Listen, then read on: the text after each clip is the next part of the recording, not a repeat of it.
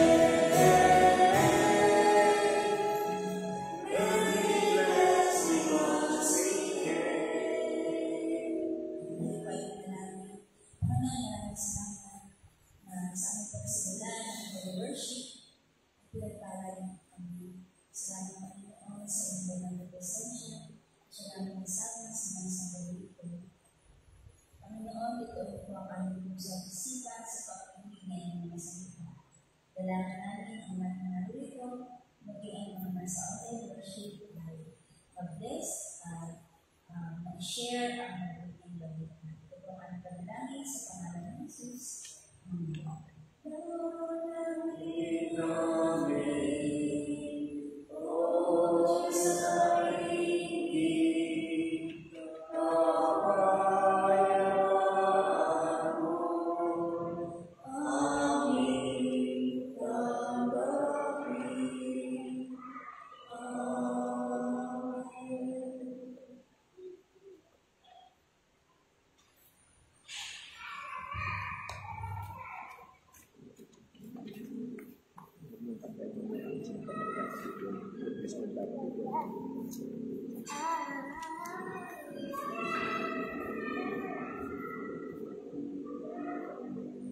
Kapatid, nais kong basahin ang unang Juan, Kabanatang 5, talatang 11 hanggang 12, ganito po ang sinasabi.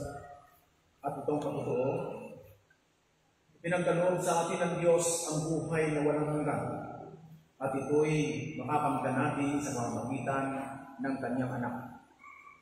Ang sinumang pinananahan ng anak ng Diyos ay mayroong buhay na walang hanggan. Ngunit ang hindi pinananahan ng anak ng Diyos ay hindi makakaranas ng buhay na walang hanggan. Pagpalain tayo ng Panginoon sa pagbabasa ng kanyang mabuting balita. Ayan, magandang po sa ating lahat. Pagkapiling saway natin mga bata sa labas sa tapat kasi sumasama yan sa ating sa ating record. Pati natawal ng aso na masasama yan.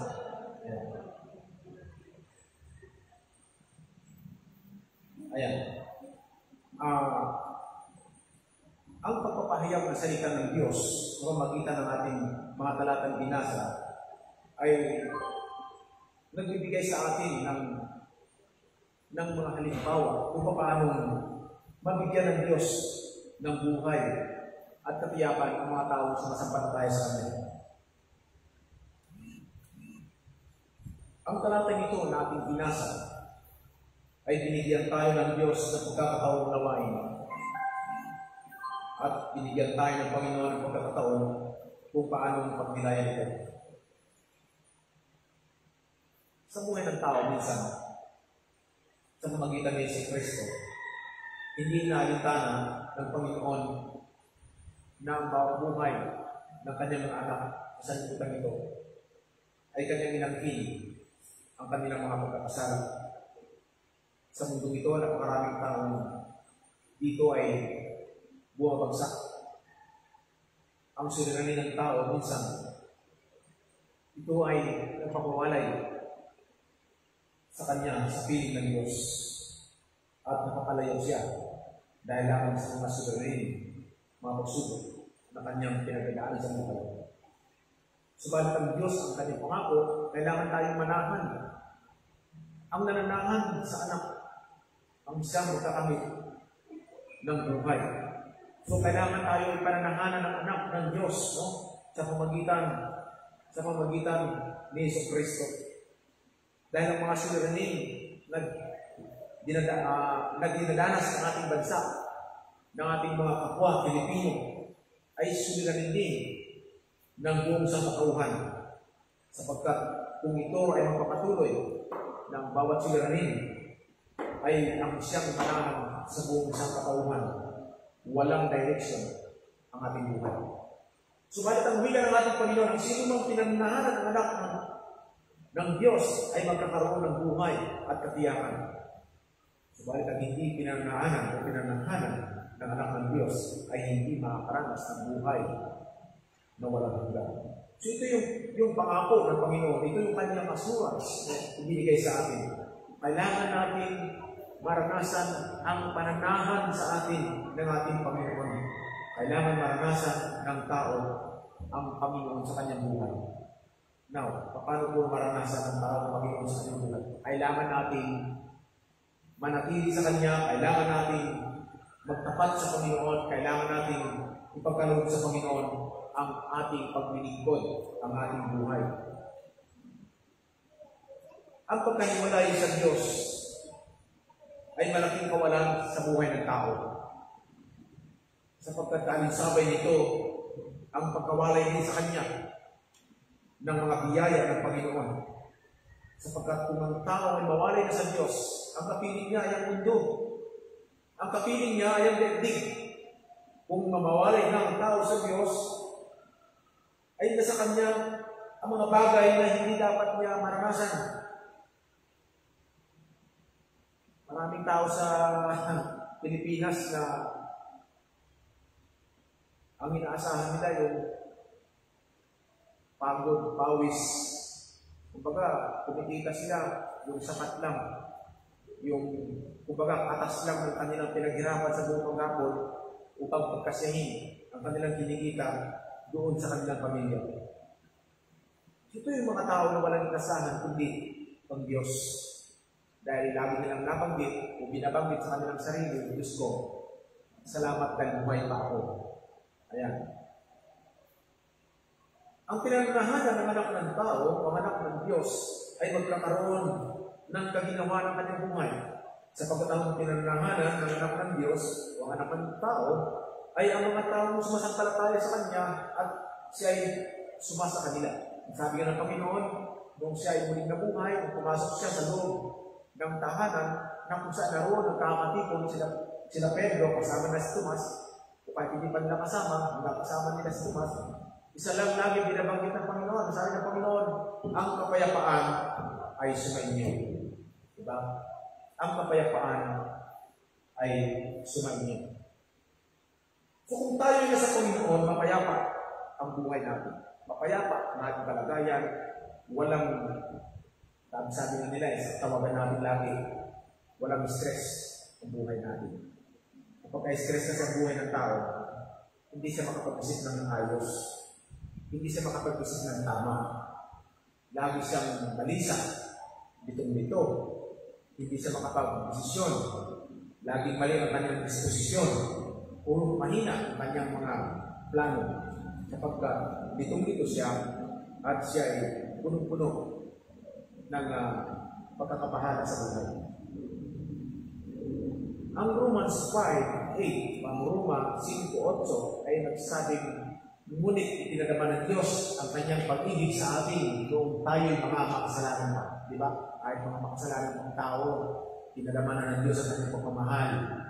So sa magitan ng pagpadama na ito ng Diyos ang kanyang pagmamahal sa buong sangkatauhan, dahil nagkasala ang buong sangkatauhan para malubos ang pagpapadama na ito ng Diyos sa buong sangkatauhan ng kanyang pagmamahal ay nagkatawang tao. Nagkatawang tao siya at nakipamuhay sa kalagayan ng mga tao dito sa lupa. Sa kalagayan ng sangkatauhan. Si Kristo ay namatay at si Kristo ay muling nabuhay. Kaya nga sabi sa kanta, si Kristo ay namatay at si Kristo ay babalik agad. Diba? Actually, doon sa communion natin, doon sa portion, mayroong kanta doon instead na Diyos na magulang, hindi mahaba nga. Itong portion na ito, si Kristo ay namatay, si Kristo ay nabuhay, si Kristo ay babalik agad. Doon sa English na may ano yan, Christ has died, Christ will come again. Pinakanta yan. So, ang Panginoon ay ipinanganak para magpakita ng aktual na pagmamahal ng Ama. Sa pamagitan niya, ipinadama ng Diyos ang kanyang pagmamahal sa atin. Ipinakita ng Diyos ang kanyang pagmamahal sa atin sa pamagitan ng pagkamatay ng kanyang anak na si Yesu Kristo, na nagbata ng maraming hirap hanggang siya ay pinako sa krus.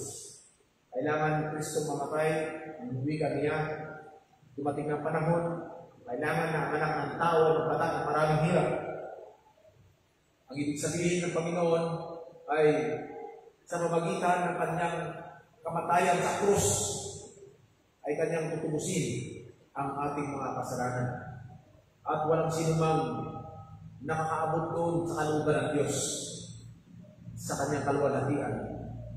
Ang lubos na kabanalan ng Diyos sa buhay ng tao ay dapat maranasan at tumagos hanggang sa ating mga kaluluwa upang dito'y mamuhay tayo sa isang matuwid at makatuwirang pamumuhay. Ang ibig sabihin ng ating Panginoon sa Kristo, ang sumampalataya pa rin sa Kanya ay makakaranas ng buhay na walang hanggan. At ang sumasampalataya sa Kanya ay pananahanan ng Kanyang Espiritu Santo. Ang sumasampalataya sa Kanya ay pananahanan ng Kanyang pagpapala. At ang sumasampalataya sa Kanya ay pananahanan ng Kanyang pag-iingat, ng Kanyang biyaya, at ng Kanyang pagliligtas. Kaya tayo na mga anak ng Diyos, mga sumasampalataya, sumusunod, ay nakikinig sa mga turo ng ating Panginoon sa Kristo sa pamagitan ng Biblia. Kung ating matatandaan, di ba?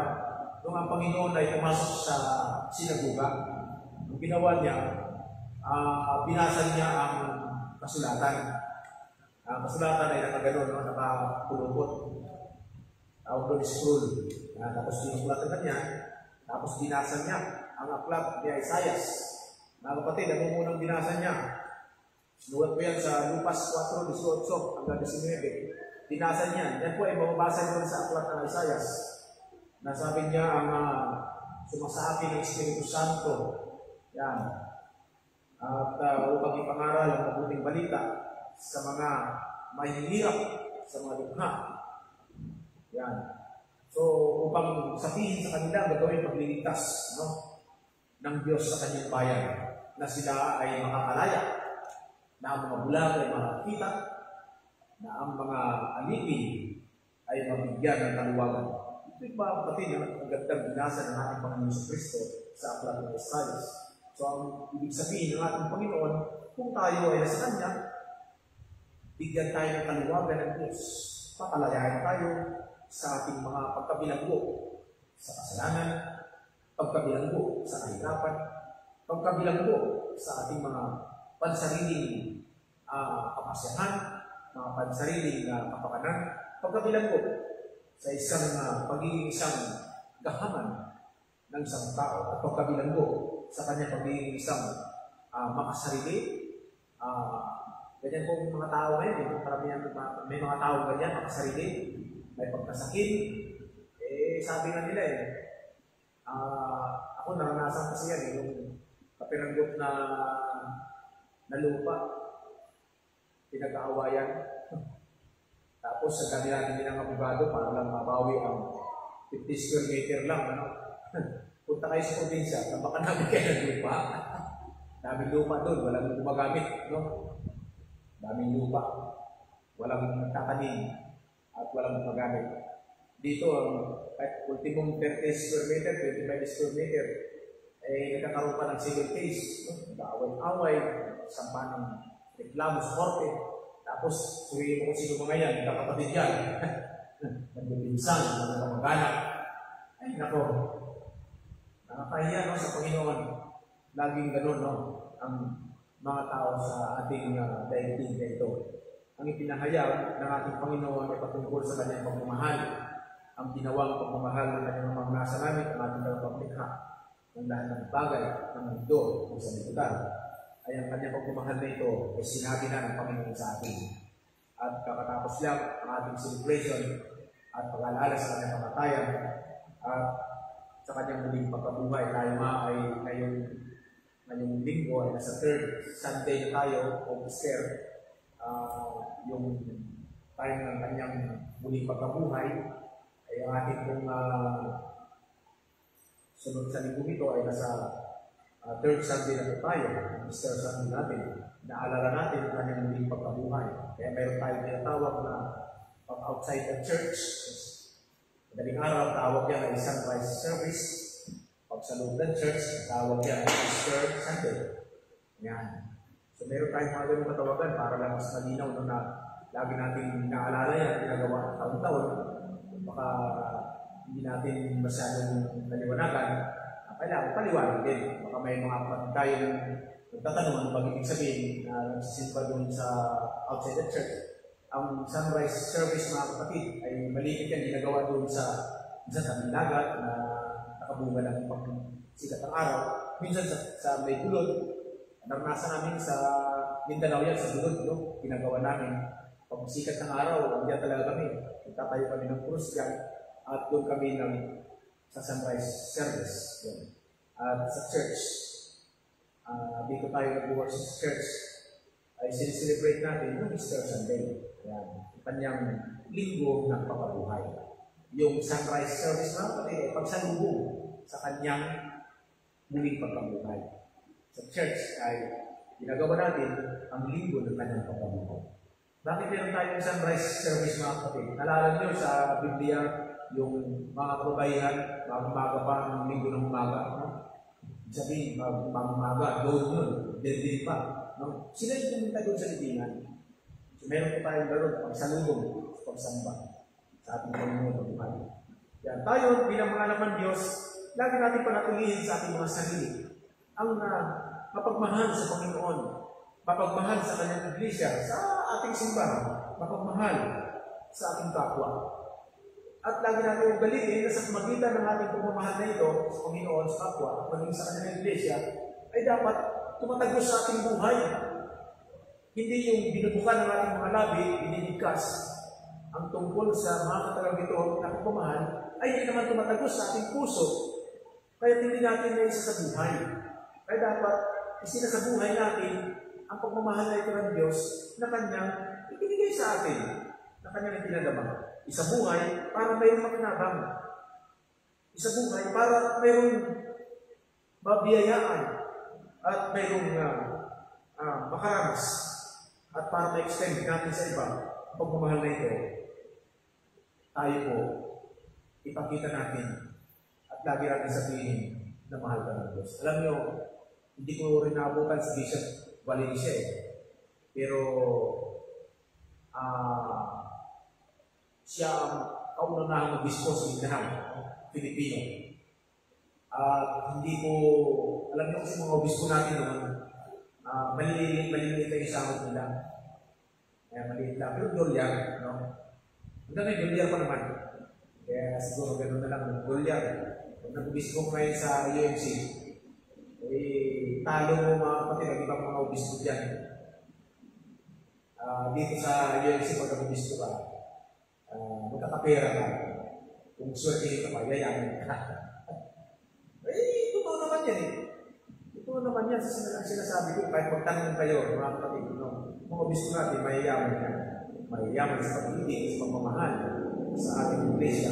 Ayan.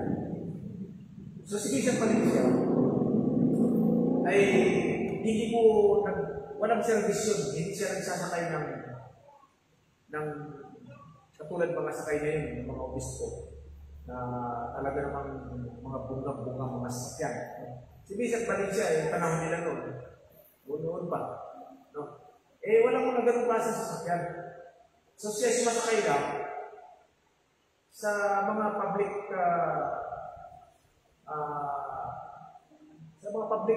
transportation. Sakay siya ng bus. Yung bus natin sa Cotabato, kahoy. Yung bintana, plywood. Butang pa yan, no? Ako'y nagbiyahe from Davao to Cotabato City. Anin na oras po yan. Itahoy ko yung katawan ng bus. No? Yan. Yung bintana, plywood, inaakyat ka yan. Tapos mayroon sinasuksok na para hindi bumaba. Gusto niya sarap, tanggalin mo yung sinasuksok para bumaba. Yan. So yun po yung yun po yung sitting ng Cotabato. Si Bishop Valencia, pag sumasakay ng jeep, yung ginagawa niya, pinapanalangin muna niya, sabi sa dalilang anak. So sabihin sa driver sa dalilang, tapos manalangin sila. So lagi manalangin. Sige, ganun lang yung ginagawa niya. Bawat umpisa pa lang, pagpuno na, manalangin muna. Manalangin muna. So ganun na, yan ang kilala si Bishop Valencia sa Mindanao, yung kanyang sistema, ang ginagawa niya. Kaya ang ginagawa ng mga tao doon ay talagang ina-idol nila si Bishop Valencia sa kanyang pananampalataya. Kaya mayroon tayong Bishop Valencia College doon sa Mindanao, sa South Cotabato. Kaya yan sa kanya yung pinangalan. Now, sa ating buhay, kailangan mag-reflect yung pagmamahal ng Diyos na ito. Yung pagmamahal ng Diyos na dapat makita sa buhay natin ng mga mananampalataya upang mayroong makinabang. So sa ating buhay, bilang mga mananampalataya, para mayroong makinabang sa pagmamahal na ito ng Diyos sa atin, dapat nag-kikmin po tayo. Dapat pinupost natin ang pagmamahal na ito ng Diyos. Dapat kinakala, sinasabi sa iba, na ikaw at ako ay mahal ng Diyos. Kaya sa gabi nito, mga kapatid, lagi natin pakaugalingin na ang Panginoon ay sadyang hindi nagpapabaya sa atin. Dahil bunga ng kanyang pagmamahal, bunga ng kanyang malasakit sa atin, natin niya tayo na itinatalaga sa isang kalagayang ligtas. Hindi natin niya tayo pinapayagan na tayo makaranas ng mga pagsubok na hindi natin kayang tanggapin. Ang mga pagsubok na lumarating sa atin, kaya-kaya natin yan sapagkat yan ay pagsubok na nagpapatag ng ating pananampalataya sa Kanya. Ang mga pagsubok na nagpapahinog ng ating kaugnayan at relasyon sa Diyos at kaugnayan sa Isa. Kung tayo na karanas ng pagsubok na ito, magbunyi ka, kapatid, sapagkat ikaw ay kailangan ng Diyos. Kailangan ka ng Panginoon dahil mahal ka ng Panginoon. Kaya manahan tayo sa Kanya. Manatili tayo sa Kanya upang maranasan natin ang Kanyang inihandang buhay, alang-alang sa kaganapan ng Kanyang pag-ibig sa atin. Purihin mo natin ang Panginoon, alang-alang tayo sa Kristo. Amen.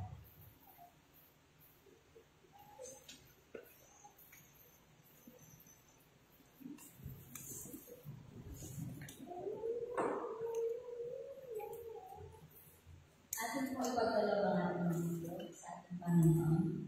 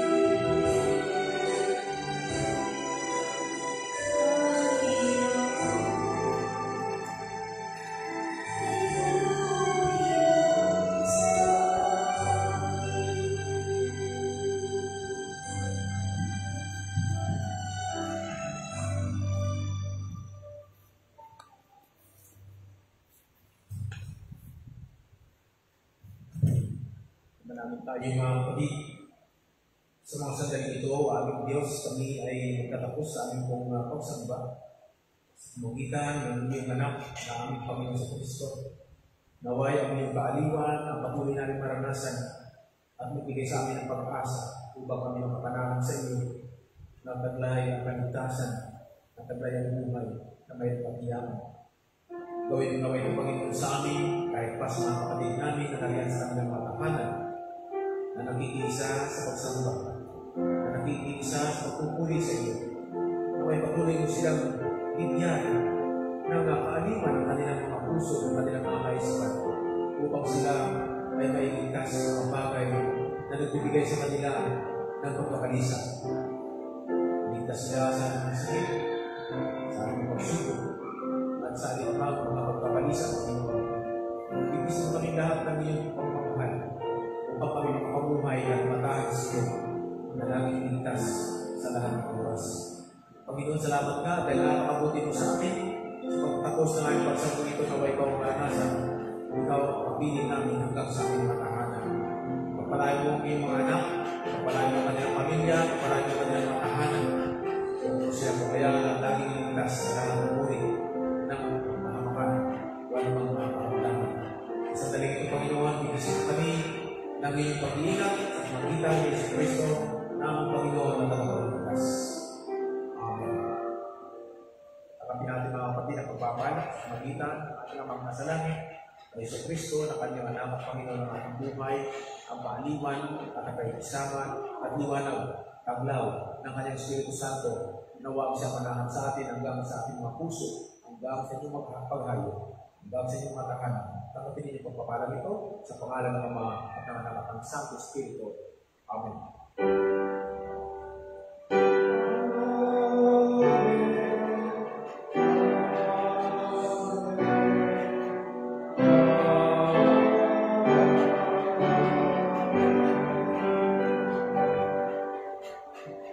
Good evening sa ating lahat. Pagpalain tayong lahat.